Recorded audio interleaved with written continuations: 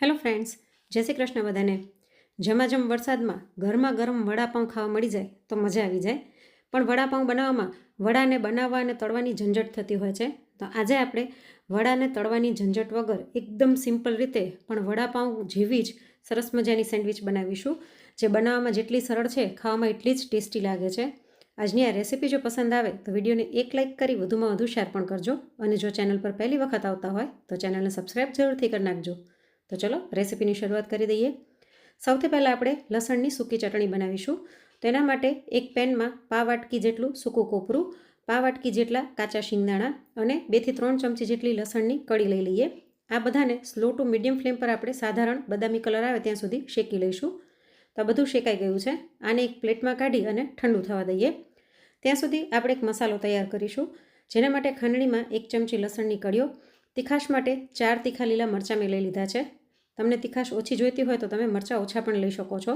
સાથે 12 થી 15 લીમડાના પાન નાખી દઈએ. લીમડાનો ટેસ્ટ આમાં ખૂબ જ સરસ આવે છે, એટલે જરૂરથી એડ કરવાનો. સાથે અડધી ચમચી જેટલું જીરું નાખી આ બધાને ખાંડી લઈએ. તો આપણી પેસ્ટ તૈયાર થઈ ગઈ છે. હવે આપણે સિમ્પલ પણ ટેસ્ટી એવો મસાલો બનાવીશું. તો એ જ પેનની અંદર આપણે 1 ચમચી તેલ લઈ લઈએ.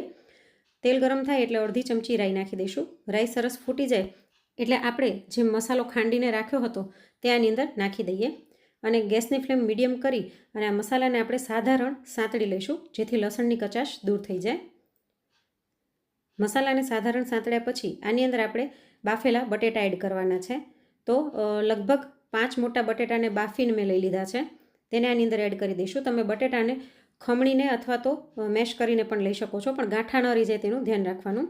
હવે આની અંદર ઝીણી સુધારેલી કોથમીર નાખી દઈએ, 1 મુઠ્ઠી જેટલી. સાથે અડધી ચમચી હળદર, સ્વાદ પ્રમાણે અથવા તો અડધીથી પોણી ચમચી જેટલું મીઠું નાખીને આ બધાને બરાબર મિક્સ કરી લઈશું. આમાં એક્સ્ટ્રા બીજા કોઈ જ મસાલા નથી હોતા, એકદમ સિમ્પલ હોય છે, પણ ખાવામાં ખૂબ જ ટેસ્ટી લાગે છે. તો વડાપાઉંમાં જે વડા હોય છે એનો મસાલો આવો જ હોય છે. તો આપણો મસાલો બનીને તૈયાર થઈ ગયો છે. આને પણ આપણે નીચે લઈ અને ઠંડો થવા રાખી દઈએ. ત્યાં સુધી લસણની સૂકી ચટણી બનાવી લઈએ. તો આપણે શિંગદાણા કોપરું જે શેકીને રાખ્યા હતા તેને એક મિક્સર જારમાં લઈ લઈએ. આની અંદર સ્વાદ પ્રમાણે મીઠું નાખી દઈશું, અને સાથે 1.5 ચમચી જેટલું લાલ મરચું પાવડર નાખી દઈએ, અને મિક્સરને ચાલુ બંધ કરીને આને પીસી લઈશું, જેથી કોપરામાંથી તેલ છૂટું ન પડે.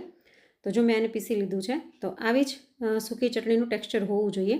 આ ચટણીને તમે સ્ટોર કરીને 2 મહિના સુધી ફ્રીજમાં રાખી શકો છો, અને કોઈ પણ વેરાયટીમાં ઉપયોગ કરી શકો છો. તો સૂકી ચટણીને મેં એક બાઉલમાં કાઢી લીધી છે. હવે એ જ મિક્સર જારની અંદર આપણે લીલી ચટણી બનાવી લઈશું. તો એના માટે મેં 4 તીખા લીલા મરચાં અને 3 ઇંચ જેટલો આદુનો ટુકડો લઈ લીધો છે.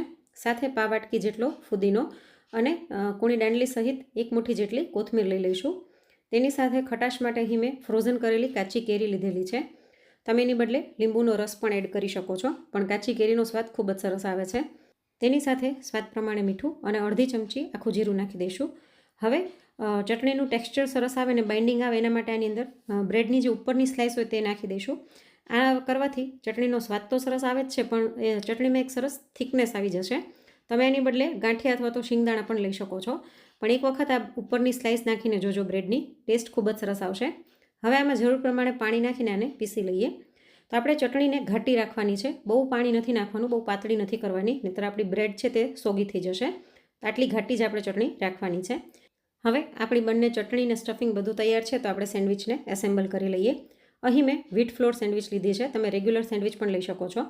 તેની ઉપર આછું બટર લગાડી લઈશું. બટર લગાડવાથી સેન્ડવિચ સોગી નથી થતી અને લાંબા સમય સુધી ક્રિસ્પી રહે છે. એટલે તમે કોઈ પણ સેન્ડવિચ બનાવતા હોય એમાં આછું બટર લગાડી દેવાનું. હવે બંને બ્રેડમાં આપણે આવી રીતના ગ્રીન ચટણી લગાડી લઈશું, અને આપણે જે સ્ટફિંગ બનાવીને રાખ્યું હતું તે 1 મોટા ચમચા જેટલું લઈ અને એક બ્રેડમાં વ્યવસ્થિત આને ફેલાવી દઈશું. અને હવે આની ઉપર આપણે લસણની જે સૂકી ચટણી તૈયાર કરીને રાખી હતી તે છાંટી દઈએ. એ ચટણીના કારણે આનો ટેસ્ટ એક્ઝેક્ટ વડાપાઉં જેવો જ આવે છે. તો રેગ્યુલર સેન્ડવિચ તો આપણે બનાવતા જ હોઈએ, પણ ક્યારેક આવી રીતના કંઈક અલગ બનાવીએ ને તો ખાવાની ખૂબ જ મજા આવતી હોય છે. અને જો ચટણીઓ તૈયાર કરીને રાખી હોય ને તો આ સેન્ડવિચ ખૂબ જ ઝડપથી બની જશે. હવે ઉપરથી થોડુંક ચીઝ ખમણી લઈએ. ચીઝ નાખવાથી સ્વાદ બમણો થઈ જાય છે, પણ છતાં તમારે ન નાખવું હોય તો સ્કીપ કરી શકો છો. અને હવે બીજી જે સ્લાઇસ છે એને ઉપર રાખી અને સહેજ ધીમેકથી દબાવી દઈશું. તેવી રીતના અહીં મેં 2 સેન્ડવિચ તૈયાર કરી લીધી છે. બંને સેન્ડવિચ ઉપર પણ આપણે આછું બટર લગાડી લઈએ. તમે ઘી અથવા તો તેલમાં પણ શેકી શકો છો. તો હવે આપણે આને ગ્રીલરમાં મૂકી દઈએ. તમે આને પેનમાં પણ કરી શકો છો. ઉપર પણ આછું આછું બટર લગાડી લઈશું અને આને બંધ કરી અને એકદમ સરસ બહારનું પડ ક્રિસ્પી થાય ત્યાં સુધી આપણે આને થવા દઈશું. તો તમને પણ સેન્ડવિચ કે વડાપાઉં ખૂબ જ ભાવતા હોય તો એક વખત આ રેસીપી જરૂરથી ટ્રાય કરજો. તો જો આપણી સેન્ડવિચ એકદમ સરસ ઉપરથી ક્રિસ્પી થઈ ગઈ છે, આને આપણે નીચે લઈ લઈએ અને હવે આપણે આને કટ કરી લઈશું. તો અત્યારે હું આને ટ્રાયંગલ શેપમાં કટ કરું છું. તમે ઈચ્છો તો ચોરસ ટુકડા પણ 4 કરી શકો છો. તો આ સેન્ડવિચ ખાવામાં ખૂબ જ ટેસ્ટી લાગે છે.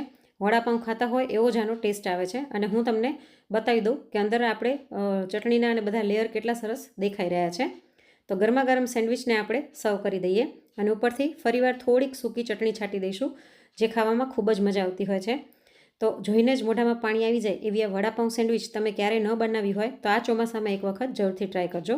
અને આજની રેસીપી ગમી હોય તો લાઈક કરીને વધુમાં વધુ શેર પણ કરજો. અને આવી જ અવનવી રેસીપી જોવા માટે ચેનલને સબસ્ક્રાઈબ જરૂરથી કરજો. Thanks for watching.